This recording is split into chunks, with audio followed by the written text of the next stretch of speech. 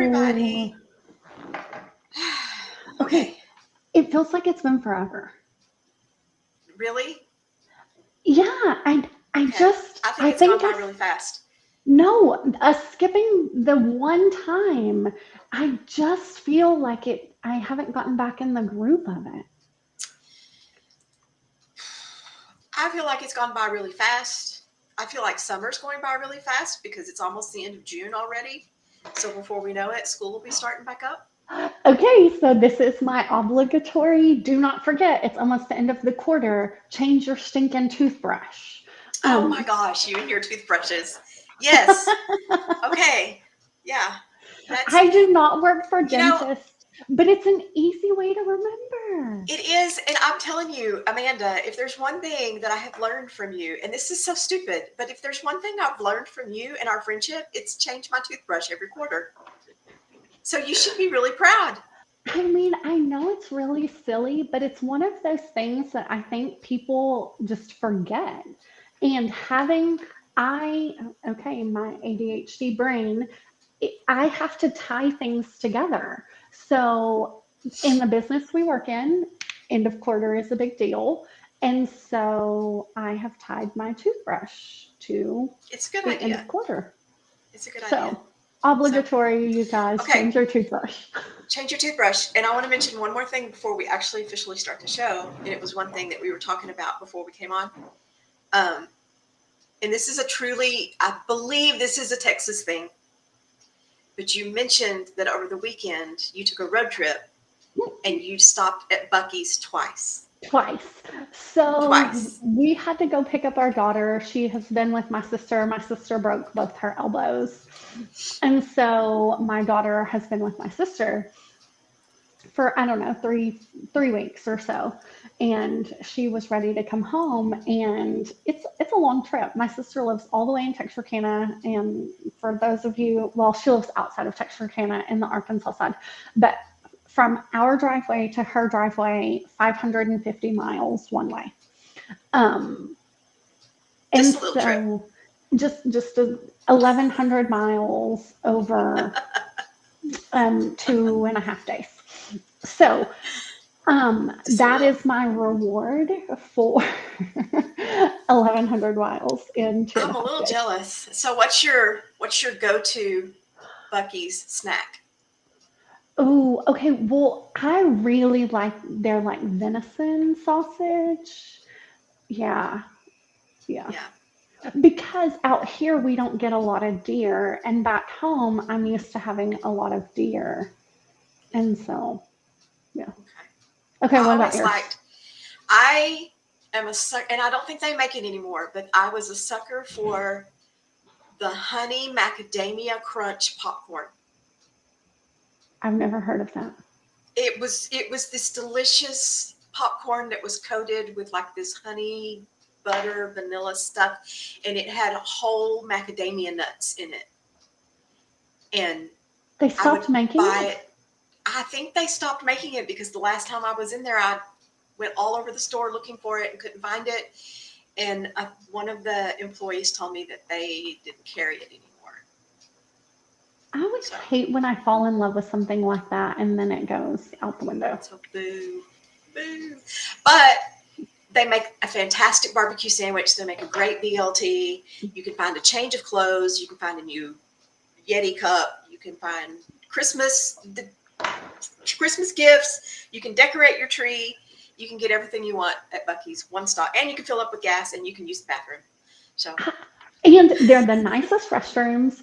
and they're And the you want nicest bathrooms. okay, so we bought wooden spoons at Bucky's this time. Wooden spoons, colored Okay. wooden spoons, Okay. because, as we get older, that's what we need in It's the our little life. things. It's the little things. Just a little bit. All right. Okay, Okay. but speaking of things ending, because your popcorn ended, I think that's how we dive into our topic today. Okay. So you pulled the statistics, and they were pretty shocking for businesses ending. Mhm. Do you remember what those were?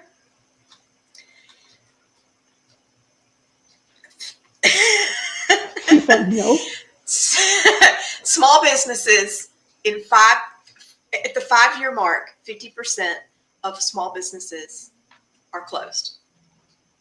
That's the SBA statistic. Can't say that word. Yes. Wild. It's wild.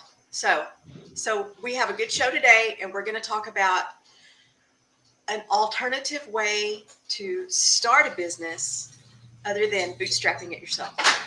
Right? Right. So let's roll that promo. Roll the intro. Roll it, Amanda. I don't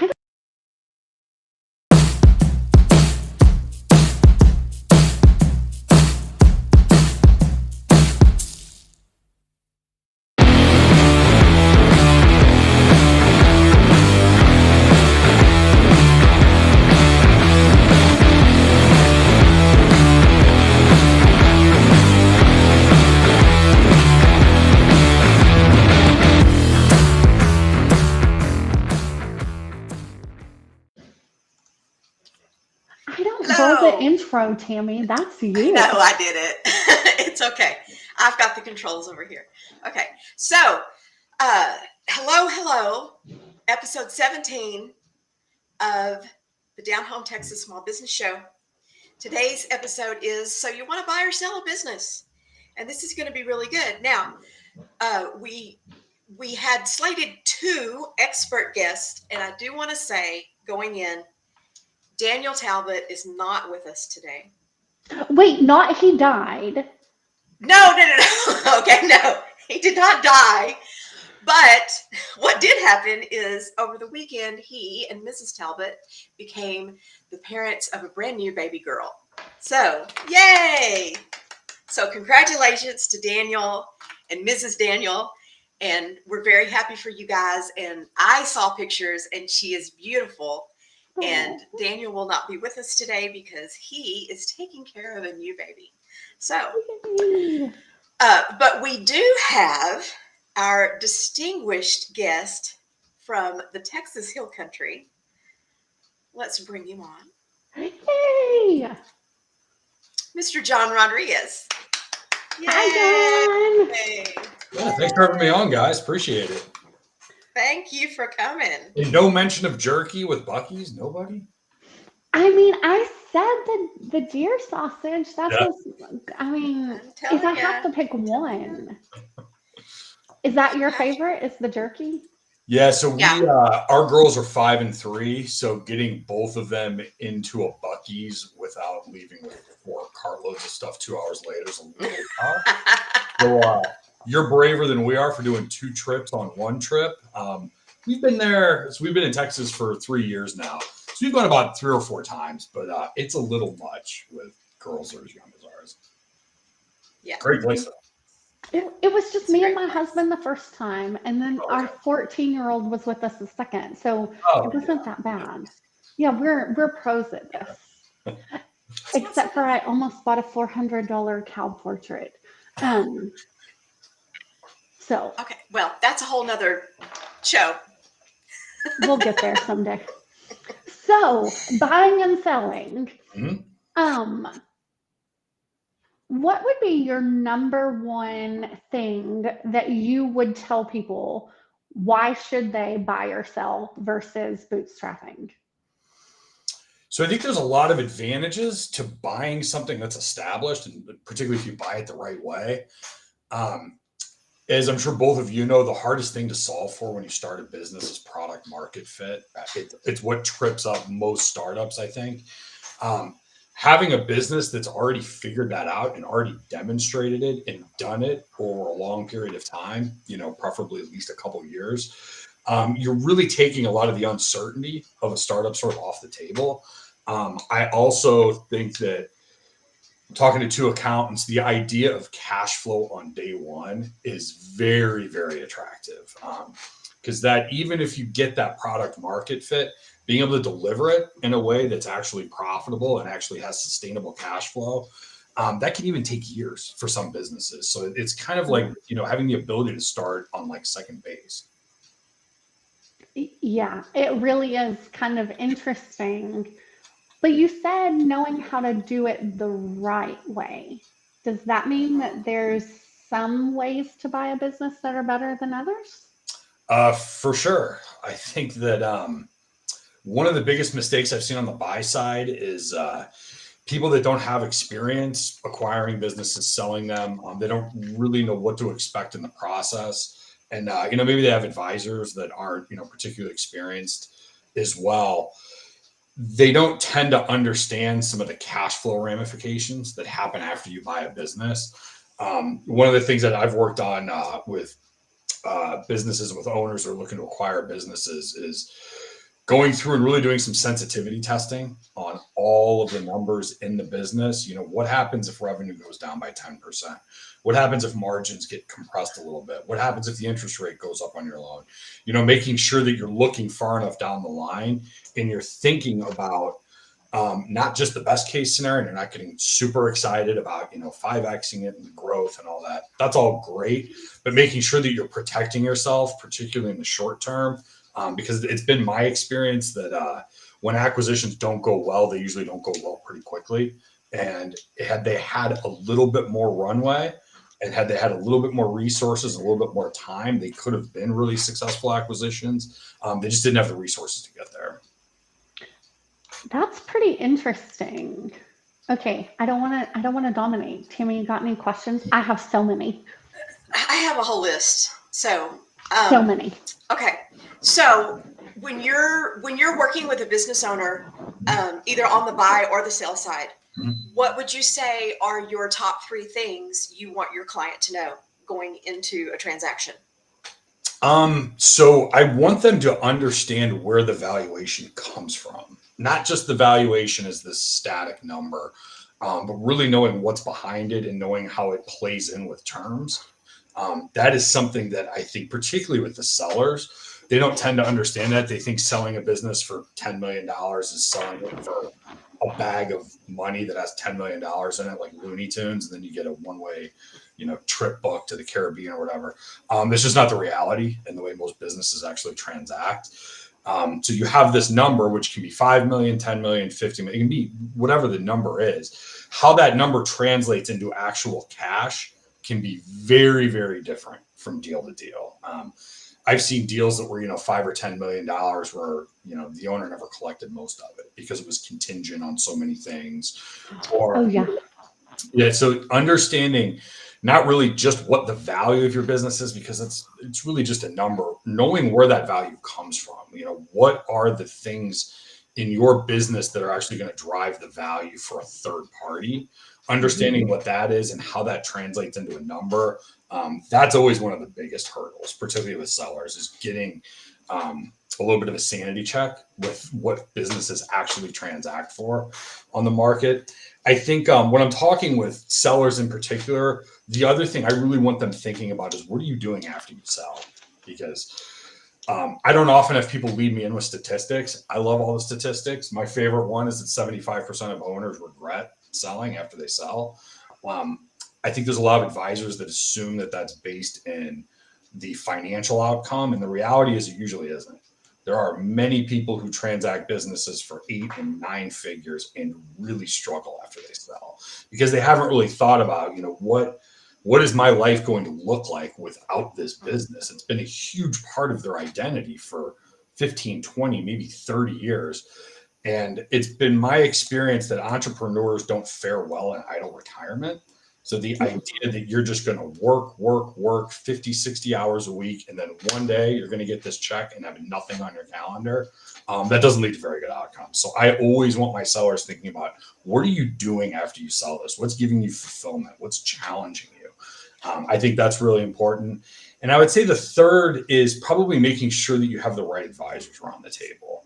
One of the things that I see happen a lot of times, I see this a lot with attorneys, whether they're buying a business or they're selling a business, they have their attorney. It can be a family law person. It can be somebody that, maybe specializes in business. But if they don't have specific transactional experience, the odds that they're going to understand the process well enough and understand all of the things that need to be considered to really make a successful transaction, in my experience, they're pretty low.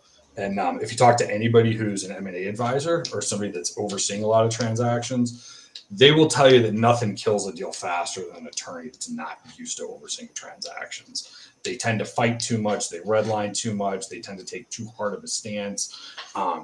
They tend to go at legal problems, or they tend to go at legal issues, always thinking about how they can get more and how they can protect their client at all costs. Attorneys that are in the mergers and acquisitions field, they understand that it's their job to get a deal done, and there's no such thing as a perfect deal. So I would say those are probably the three most important things. That's really good and really thorough answer. Mhm. I like that. So, okay, so let's talk about due diligence. Yep. When you're buying a business and you're vetting a potential buyer. Mhm. What are some of the things that you want to be sure that you cross off your list and look for? So I think it has to start with the finances. There can be certain strategic acquisitions where that's not as important if you're just buying a book of business, or if you're just buying infrastructure that you don't want to compete with or something like that. But for the vast majority of transactions, you're going to be buying them based on the cash flow, and you're generally going to be acquiring them using debt, which is going to have to be serviced out of the cash flow. So I think making sure that the numbers are all good, that they're consistent, that you understand them, that they're very representative of the financial activity in the business. I think that's just kind of table stakes most of the time. That's a non-negotiable. I think once you get beyond the numbers, the biggest thing when you're looking at an acquisition, and this is something I hope every seller keeps in mind, the next thing that I want anybody who's looking at acquisition to really consider is how much of the expertise and how much of the financial performance of that business is going to be leaving with the owner. Okay. I have a question about this. So, how often are the owners leaving versus staying? So, kind of a backstory. A few weeks ago, I went to the nail salon. I think I went on a Saturday, and my daughter was getting ready for banquet, whatever. And so the owner had sold on Wednesday. And she was still there, and the new owners were there, but I didn't know she had sold. And so I come in, and it's just different. The atmosphere is different. The new owners are greeting me, and I'm like, ooh, I don't know who to talk to. It was just really awkward. She was fired on Sunday morning. Mm-hmm. And so when I found this out, my first thought was, I really hope she negotiated something in her buyer's agreement, in her seller's agreement. Like, I was like, I hope she negotiated this in, that if they had to keep her so long or pay her out or something, for kind of the reason that you're saying. What are you doing after? Well, her intention was to stay. Mm-hmm. What does that actually look like a lot of the time? So whenever I've been on the buy side, the reality with most small and mid-sized businesses is the exiting owner is going to have to facilitate that transition. I've seen it as short as like 2 weeks. Private equity groups sometimes want 5 years. I mean, it really depends on what the goals are of the acquirer. But because there's so much owner dependency in most of these businesses, it's just not practical that the seller have an expectation that they walk away right after that APA is signed. It's just not practical. When I've looked at businesses from the buy side, what I've usually found is I want that owner there full time for probably a week or two, and then I want access to them for about a year, whether that's, consulting, 2 days a month where we can get together. I'm gonna want access to them if they have to facilitate, relationships with vendors, customers, if there's questions that come up in operating the business. I think something like that is generally pretty fair, and I think most sellers understand that. The reality, though, for most buyers is they want the exiting owner to be available for as long as possible, but they want them out of that business as soon as possible. Mm-hmm. It gets very, very difficult to run a business and to have this transition of ownership when you have an owner that's still on site, or you have the ex-owner that's still on site, the employees and the customers can get really confused. Who's really running things? Has this actually been an ownership transition? And the other thing is, most owners, I don't think, want to work in their own business for someone else for very long. That doesn't tend to end very well in my experience. The one sort of caveat I would give to that is if it is more of a private equity type of transaction where the exiting owner is getting what they call the second bite at the apple, maybe a private equity firm's only taking like 65 or 70%. Now you have an owner that is aligned and, delivering value and does have, an opportunity, another payday down the line. That can be a little bit different because it really is more like a partnership. But when there's 100% buyout, I can tell you as a buyer, I don't want that owner hanging around very long. It's too much. It makes the transition too complicated and too messy. Is there, in your experience, is there statistically a percentage of how often employees in your customer base stays with the new owner, or do you see regularly a portion of them leave? So I'm not aware of any statistics. It's really hard to get good data on these private transactions because it doesn't really report it or follow anywhere. What I will say is my experience has been that the more those relationships are driven by the exiting owner of the business, the more fragile they are. When all of your customers and your vendors haven't seen the owner in 2 or 3 years, then they tend to transfer pretty easily. If your customers and your vendors are used to having that exiting owner as a touch point, if they have their cell phone number, if they're used to firing off emails, those I think are a lot harder to get to survive an ownership transition. Yeah. Makes sense. Sure. I will say in general, I think buyers and sellers worry way too much about that. I think that as long as the business performs whatever it does very well, and as long as that can happen after the ownership changes, I think generally speaking, if all things are done really well, if everything's executed really well, I find that the vendors and the customers are usually pretty amenable to it. Again, you want them finding value in what the business does, not whoever's owning it. Okay, John, what kind of companies or what industries do you work in mostly? So are you working with service industries? Are you working with packaged goods? Like what is your kind of niche in this area? Or do you do the gamut? So I would say we're fairly industry agnostic. Nobody's 100% industry agnostic. So we can serve a wide variety of businesses because so much of what my partner and I do really can apply pretty broadly. I will say we generally stay away from tech, or there's certain industries that are just so insular that all of the advisors and all of the capital and all the strategic players just live in that space so much that we can't be competitive with that kind of deep industry knowledge. Oil and gas is something that comes to mind. But outside of that, we can be really agnostic. The businesses that we tend to work the best with are what we call community-based service businesses. So think, your trades businesses, your home service businesses, veterinary clinics, things like that, where you have an owner that likely has a lot of really deep subject matter expertise, but they lack some of the business training and sophistication. Those are the people we work the best with. Okay. I was just curious. Cool. Okay. Can I ask John? Keep going. Can we, okay, we try really hard not to go into the weeds too much. Mm-hmm. But there are some things you just kind of have to understand in this. So you talked about that they at least need to have a financial, you don't want to buy a dying business. Yeah. That makes no sense. But what else are you looking at other than finances to know that? So first and foremost, I want to know what's leaving with the owner. Like I said, that owner dependency issue.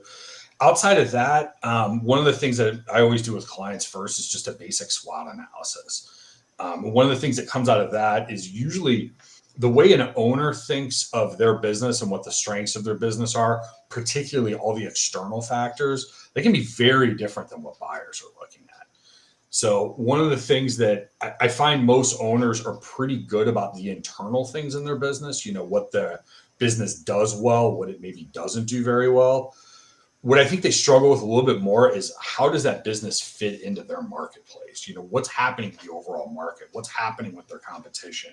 What are some of the external, economic factors that could affect their business? One of the ones that we see all the time is businesses that are tied to the real estate market or businesses that are reliant on a real estate market are all going to be highly, highly cyclical. And a business that might look really good now, think like a custom builder, something like that. It can look really good when the real estate market's good, but so much of what drives that business is going to depend on factors that are completely out of the control of the owner. So one of the things I really want my owners always thinking about, because all the buyers are going to be thinking about what's all the things that you can't control for, but that your business, might have to prepare to deal with. COVID's a great example. I mean, nobody could have predicted COVID 5 years ago, but the businesses that had the right kind of continuity planning and had the right, reserve resources to be able to deal with the unexpected, they always fared better in something like that than the businesses that didn't. Okay. Yeah. Are there businesses? So we talk about valuation, and you use a SWOT analysis. Yep. For the people who may be listening or replaying later on that don't know what that is. Do you mind explaining that real quick? Sure. Yeah, I always forget that I have to explain some of the acronyms. So thanks for reminding me. It's a really simple analysis. SWOT is SWOT. S stands for strengths, things that your business performs well. Weaknesses is W. That's things that your business doesn't do very well. And then the O is opportunity. What are the external opportunities in the marketplace that your business can take advantage of? And then the T is for threats. What are the external things that could threaten your business? Something like COVID, which might have nothing to do with how you're actually running your business day to day, but can really change the environment you're operating in. So if I can get an owner or a buyer to answer, what are the three biggest things in each of those categories, it's going to tell you a lot about how that business functions and where the real opportunities are for growth. So this is a curiosity question more than anything else. Mm-hmm. When you have your sellers doing those analyses, are they usually spot on? So that's a good question. I would say the owners tend to understand their product or service and their employees and their customers very, very well. Those they have a very good handle on. Some of the more technical aspects, some of the financial aspects, what their profitability looks like, their margins, their free cash flow. Those I don't think they understand as well. Really technical sort of marketing and sales information, KPIs, really understanding their sales cycle, understanding all their marketing ROI. I find that they don't understand those things quite as well. That's really what we do well. But I would say most of the types of owners we work with have probably been in their trade for a long time. They've probably had their business for a long time. They're probably very interested in running that business well, not just having a business that's financially successful. They do want to do good work. They do want to be seen as a leader in their marketplace. I think for those reasons, they tend to know what their business does pretty well, and they tend to be pretty honest about what their weaknesses are. Like I said, that it's the more technical things where I think they struggle a little bit, particularly around profitability. I will say very few owners, in my opinion, are good at optimizing their business for profit. They have a good salary. They see that they're right, in kind of the media range of the NAICS code, for profitability. I think that most businesses have a lot more in them than the owners sort of realize. That when you start picking apart, like, what is your pricing strategy? Are you really running, optimally when it comes to, how efficiently you can run your business? How efficient is your cash management, your cash flow? I find that there's actually really big opportunities in those kind of more technical areas, particularly around finance, than there are in product launches or new service lines or things like that. Those the owners tend to understand pretty well. Interesting. That was just a curiosity because in accounting, when we're taking on new clients, they'll go, "Oh, my books are great." And then sometimes we get in and we're like, They're not. no, they're not. So Yeah, I was just wondering if it was the same. I will say, and I imagine the two of you relate to this, the level of appreciation and understanding for accounting, not just by the owners themselves, but really within the organizations. When you look at, the whole sort of finance department, it tends to be pretty low in most of the businesses. I think it's a really big opportunity where owners can see pretty big gains pretty easily. Yeah. So along those lines, if you have a small business and you're looking to sell it, other than having really clean books and being able to show that you're a profitable business, what are some other things you can do and ensure that you've got in place to make your business attractive to potential buyers? One of the things I always like is making projections and then testing that against performance, because it sends a signal to a buyer that you're not just running your business out of the bank account, that you're really thinking ahead and you're thinking strategically.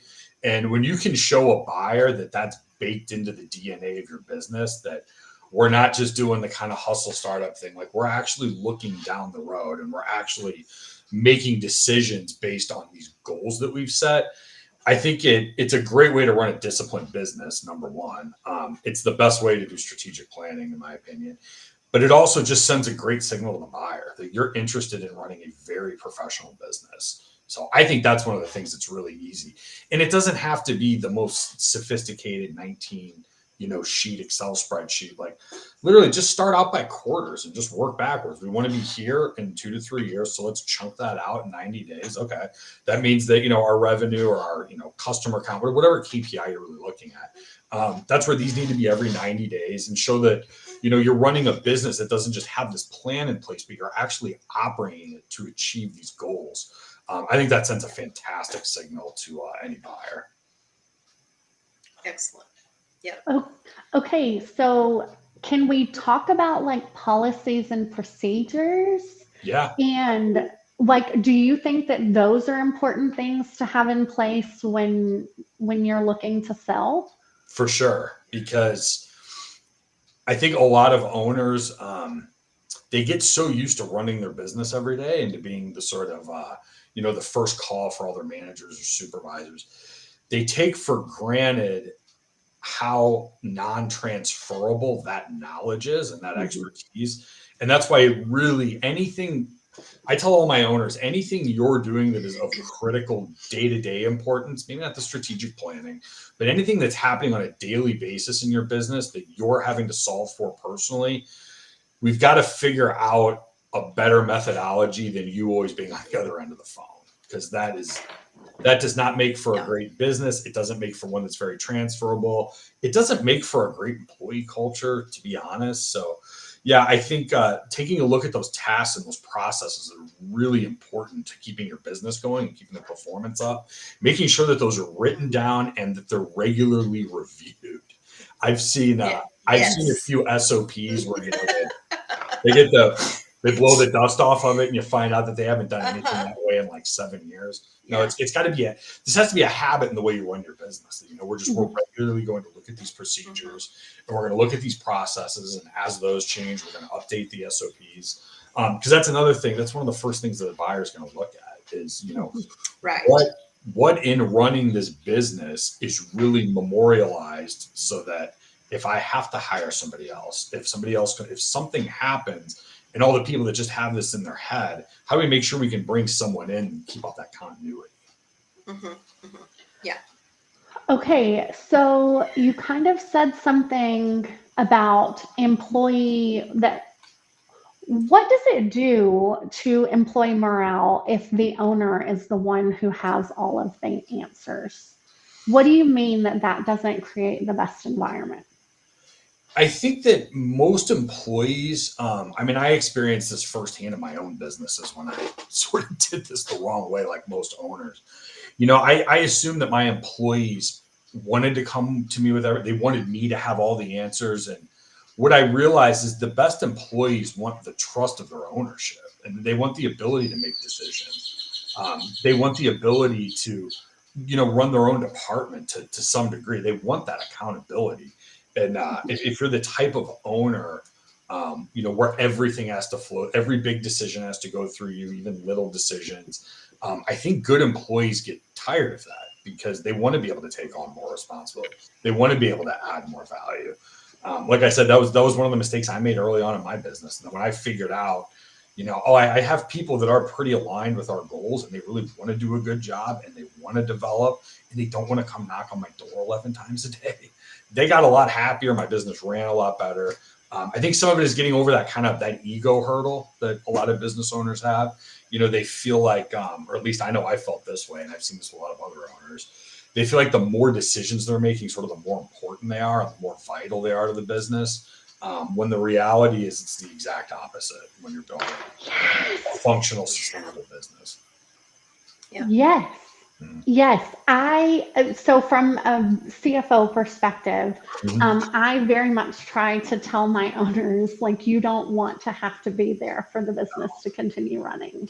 No. You need that week vacation where your phone does not ring, your email is not going off, and you want to know that it is handled without you there. And if it can't be, then your company is not running properly. Yeah. Then you have a job, not really a business. Yeah, I love that. You have a job, not a business. I've never heard it said that way. Because I love talking about this owner dependency because I think it's so important. One of the things that I think a lot of owners don't sort of consider with this is, they get to a point, they build the business up, it's successful, it's providing this lifestyle they want, they enjoy their job. And they don't realize that as long as they're tied to that business, it gives them very few options in the future. They think that there's this misconception I see with a lot of owners who don't understand how this marketplace really works and how this process of exiting and transitioning really works. I think they assume that they're just going to keep working. And then one day when they get tired of it, or one day when they want to fish more, or one day when they've just had enough of dealing with it, they'll call a business broker and they'll sell it, or they'll go hire, a president and, they'll be off and running in 2 weeks. And the reality is that all these things take a much longer time than that. And that's why I tell owners that removing yourself from the day-to-day as early as possible is what really creates the most options in the future. Because selling a business that has a high level of owner dependency, the best buyers out there aren't looking for jobs. They already have jobs, probably buying businesses. Right. Those are the people you want to sell to. If you have to sell to somebody that has to go in and learn your job and execute it 50 hours a week, you'll have a lot of takers that just don't have any money. That's usually the reality. That's right. Very good. We've talked a lot about like selling your business. So as a seller, what are the things that you're looking at your buyer for? So what is a green flag, a red flag when it comes to your buyer? So I think it's a great question. And I think it depends a lot on the seller because every seller is going to value things differently in their buyer. There's some sellers who go, look, as long as their check clears, they can do whatever they want. I'm done with it. It's my business. And it's their business. If that's what they want, that's fine. I would say most of the owners that I work with and most of the owners that I know, once you start getting them to think about what they want to see in their business after they leave, now the buyer becomes very important. Do you want your managers to stick around? Do you want your customers to still be happy? Do you want to see your legacy intact in terms of your brand or, some of the innovation, all of the things that can happen in your business after you exit it? those matter a lot more to owners than they realize. I think Yes.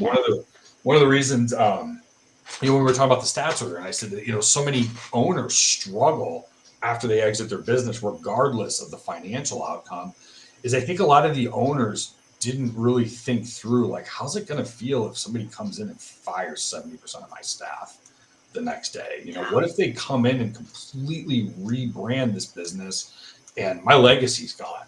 What happens if they come in and they think there's a really good market opportunity to play more in the value range of the competitive landscape, and the quality of my products or my service really suffers?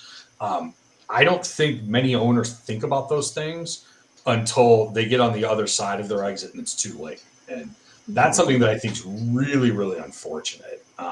Most of the small business owners I know, if you ask them, would you be willing to trade everything that mattered to you about this business for a certain dollar amount? Most of them will say no. If they say, look, I want $5 million for my business, I want $10 million. If you ask them, would you be willing to sacrifice everything else in your business for that? What if it shut down the next day? What if it was wiped off the map? What if all those employees and team managers all lost their jobs on day one? Would you be willing to trade that? Most of them will say no. They haven't thought of it in those terms. Mhm. So I would say, So, what do you want in a buyer? It depends on what you want to accomplish by selling your company. If it really is just the biggest check, there's nothing wrong with that. It's your business. You can do what you want with it. But if that's the case, then you really want to look at the qualifications. You want to make sure that your buyer actually has a means to execute this transaction, because believe it or not, there are a lot that don't. They go and find deals and then try to find the money later. That's something that happens a lot. Okay, so that's kind of what I was getting at. How do you do that though? How do you know up front if they have the money? How do you qualify those buyers? So I would never want a seller doing that on their own. To me, this is what you need a really good intermediary for. This is where a really good business broker or M&A advisor, I think, earns most of their success fee, is making sure that you don't have potential buyers that are wasting your time or locking your business up exclusively so they can perform, their own due diligence when they don't have any money to actually facilitate the transaction. I think that's one of the biggest reasons that there's been a few instances where I've had sellers where they had an acquirer that was so specific. It was somebody within their industry or something, where as long as they had the right attorneys and people on their team, they could facilitate that transaction on their own. Like I said, that's happened a few times, but the vast majority of the time, anytime I have an owner that's trying to sell to a third party, I want an intermediary involved every time. And that's one of the big reasons, is qualifying. Okay, so we yell it from the rooftops all the time to vet your professionals. Yeah. So that's super important to us. People, Texas is really funny about being able to call yourself an accountant or this or that or the other. Yeah. However, there are zero restrictions on anybody being a bookkeeper, very little restrictions on being a tax preparer. Mhm. So in the M&A sphere realm, what are they looking for? What kind of professional? Who is the person? Do they have certain credentials? Who are they? Where do they find them? So it's the brokerage and intermediary industry is highly unregulated, and it's very, very fragmented.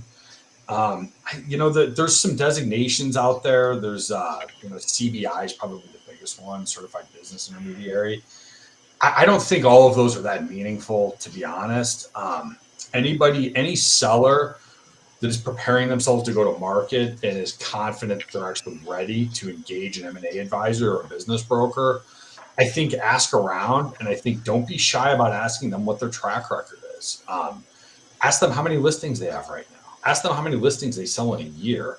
The reality, particularly with business brokers, when you're talking about kind of the sub $5 million range, a lot of those people are part-timers or they're new to the industry. It is an industry that has a lot of churn in it. So the really good intermediaries have good reputations for a reason. So I would say ask around, ask your other professionals, ask your attorney, ask your CPA, ask people you know that are connected to that world in any way. And then don't be afraid to ask a lot of questions of an M&A advisor. You know, this is a person that's going to be in charge of probably the most significant transaction of your whole life. One of the things I tell sellers all the time is, would you buy a business from that person? Do they seem trustworthy? Do they seem like they're going to represent your business truthfully? Because somebody who's on the buy side, they're going to be asking themselves those questions. There is nothing that will turn off a qualified buyer more than a bad broker. They don't have the time to deal with it. They don't want to pour resources and time into this transaction if they think that broker's not going to be able to get it over the table. Mm-hmm. Okay. Yeah. So I wanted to ask a couple of questions about the actual sale agreements. Yeah. Okay. So once you've got a buyer and a seller, you're going to come together and you're going to actually create a sale agreement, which is going to be a legal document, right? Okay. So when you were talking about a seller maybe wanting to protect his legacy, or maybe wanting to make sure that his employees get to keep their jobs, these are something that you could potentially ask to put into the sale agreement. They could. There are things you can put in there for continuity with the employees and things like that. What the honest answer that I give to most of my sellers is, you're going to have a really hard time contractually obligating that incoming buyer to something they don't want to do. That's just the reality. I think this is where the buyer and the seller having the right kind of relationship, and you as a seller really trusting the buyer and what their intent is with the business, I think that's going to supersede anything you can put into a contract all day long. So, okay. What I would tell a seller that is really interested in those things is, you're going to have to vet that buyer very, very hard before you actually make a transaction with them. Because there are things you can do legally, but if you're an owner and let's say you came to an agreement that there was going to be a manager that was given this equity ratchet or this profit sharing agreement, or was giving a employment agreement for 12 months or something like that, what are you really going to do if they breach that a week after you sell? Are you really going to sue them? They might be paying you a note. They might be paying you a consulting fee, Yeah. Do you really want to get into that kind of a legal entanglement with your buyer? It's probably not worth it. And are you really going to force them to go rehire somebody there just aren't a lot of good options. So what does the process of creating the sale agreement and seeing it through to the finish, describe what that looks like to us? How long does that take? What all is involved in that? So it depends on a lot of things. It depends on the business. It depends on the size of the business. That's, the bigger the business is, the more sophisticated the buyers are going to be and the people on their team. That's obviously going to be a longer process.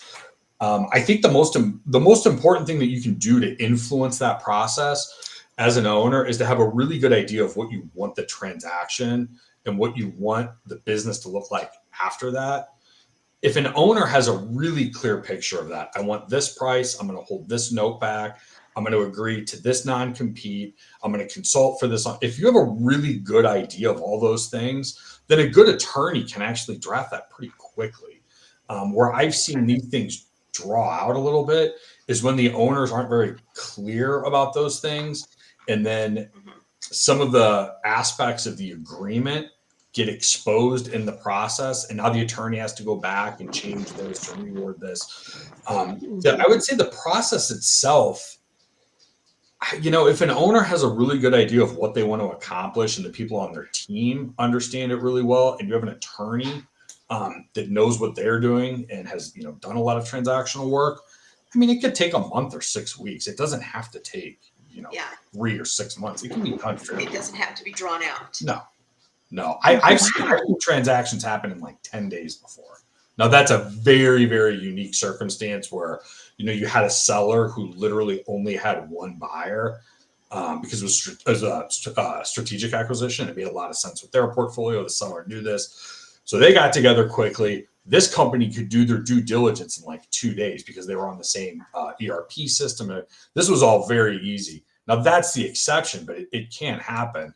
I tell most of my owners, if you do the preparation right on the front end, making sure your business is really prepared, making sure we have all that pre-diligence done, making sure that you have good expectations around the valuation and the process. If we can get all that done on the front end, facilitating the transaction can probably happen in like 3 or 4 months.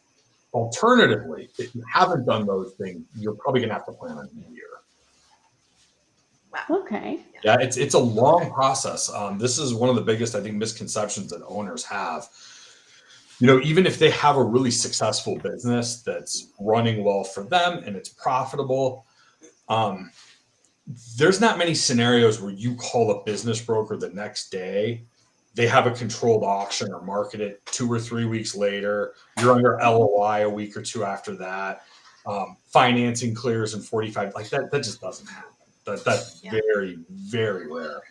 What's more likely to happen is if they're able to get the attention of a good broker is going to tell them, look, we got to go and clean up your numbers first and foremost.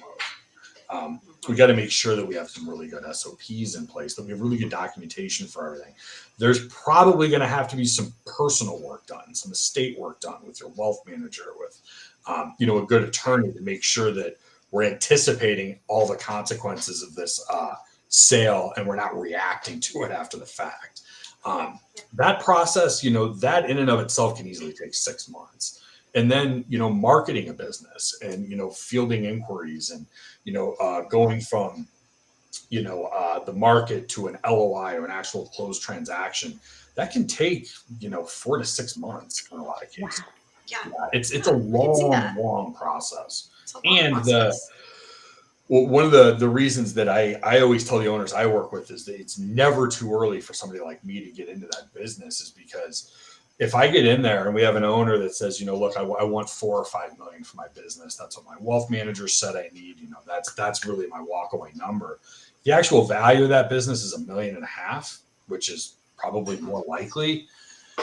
Getting from that $1.5 million to a real $4 million valuation, you're not going to get there in 3 months. You're not going to do it by going and hustling and getting a few big accounts.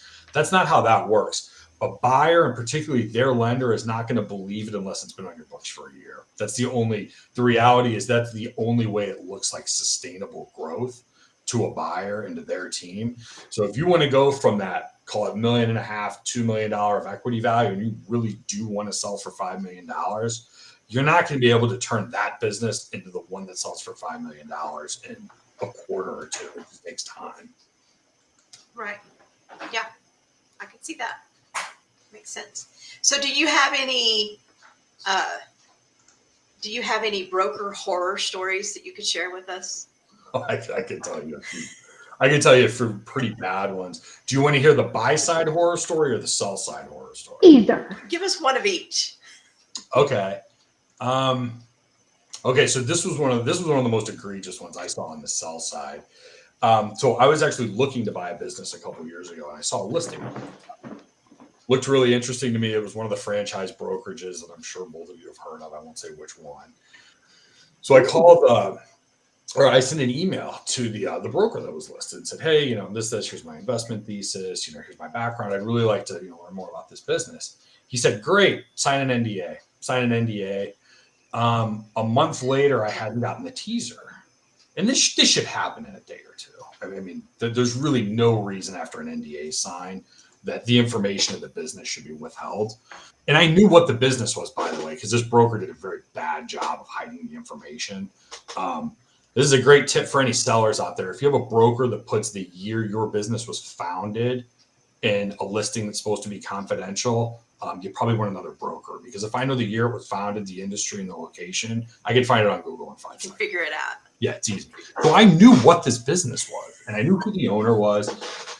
So I went back to him. I think it was probably about a month later, and I said, hey, I'm still waiting on the information on this business. I'm really interested.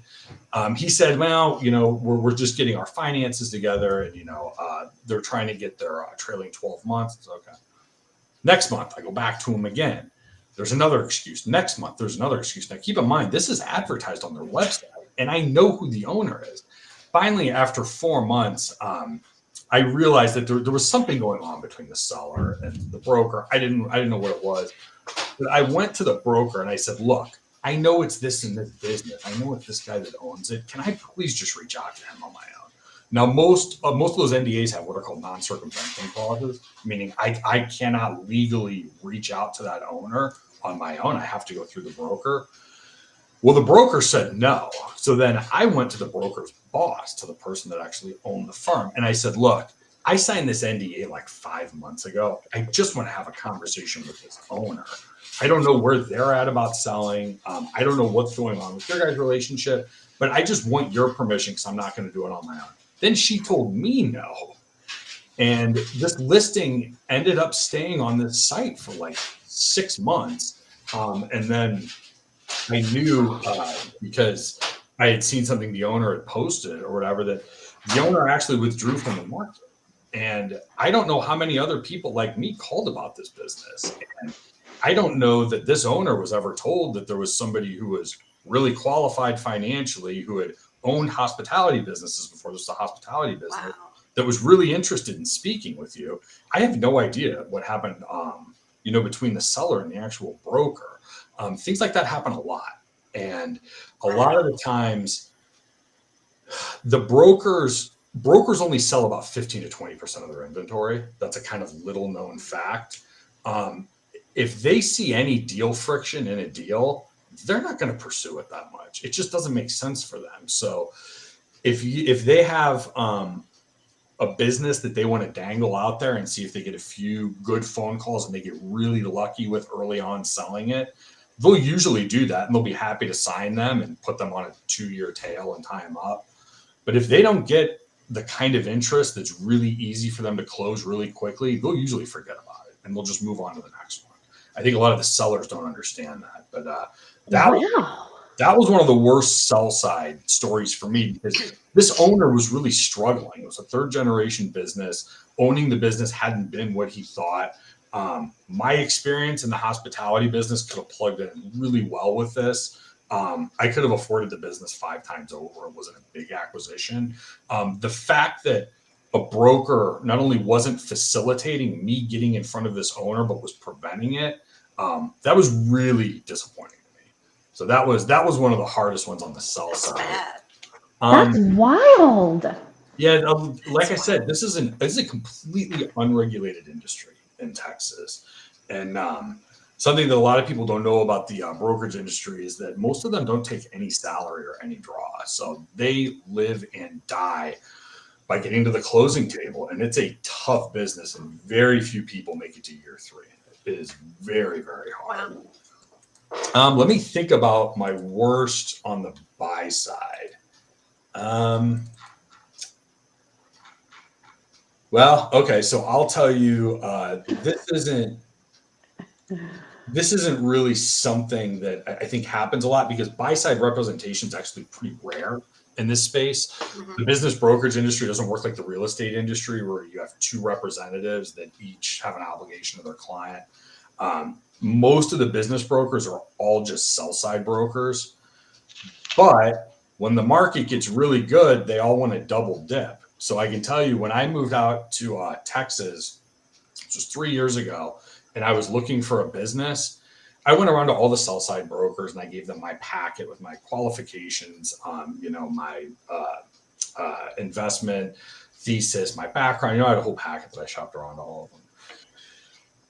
I went around to probably like 25 or 30 brokers, that were the type of brokers I wanted to work with in the Austin area. And about 3 weeks after I initially went around and shopped this, on the same day, I got 3 emails from 3 different brokerages that were all pitching me the exact same buy side engagement, which was very, very expensive. I think it's kind of a conflict of interest with sell side. I don't know how you can represent buyers over here and then represent businesses for sale over here. So I don't know how all 3 of them arrived at what was almost an identical deal, which would only work in a really, really hot market. But These guys wanted like 15,000 up front, and then it was like 3 or 4,000 a month, and they wanted 6.5% of the success fee. I don't know many people that bought on that, but I know some that did, and they never ended up buying a business, and they spent all this money. But I think the brokers knew, there's so much demand out here. This is when money was still really cheap. The Austin market was going absolutely crazy. So they were looking at ways they could get, both sides of the transaction. And like I said, I knew a few buyers that spent a lot of money on these services and never actually closed a transaction, never got any real value out of it. That's wild.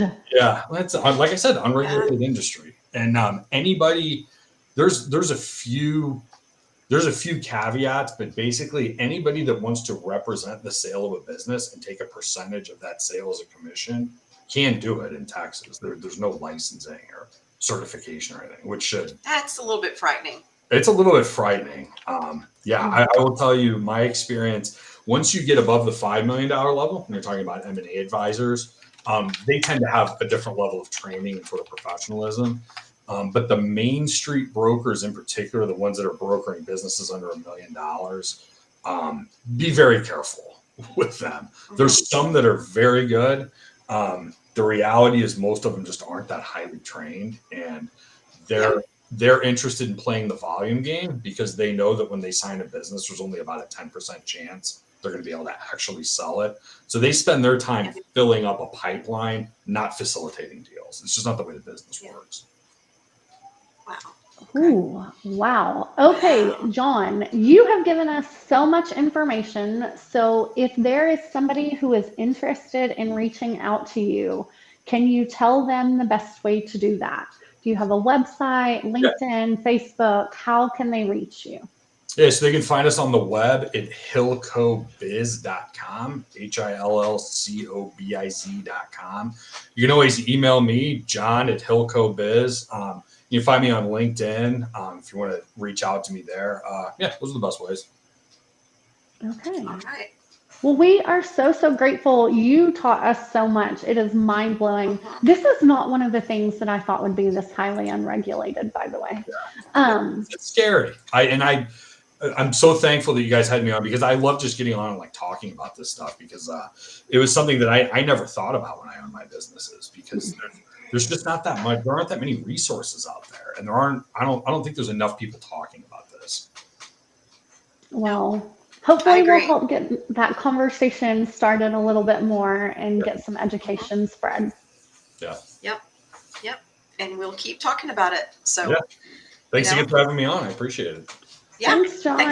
Thanks for coming. And we will be back in 2 weeks with something else to talk about. Something else to talk about. Something else to talk about. Wow. There's always something good to talk about. That's right. All right. Thanks for coming. We'll see you all in 2 weeks. Bye, y'all. Yeah.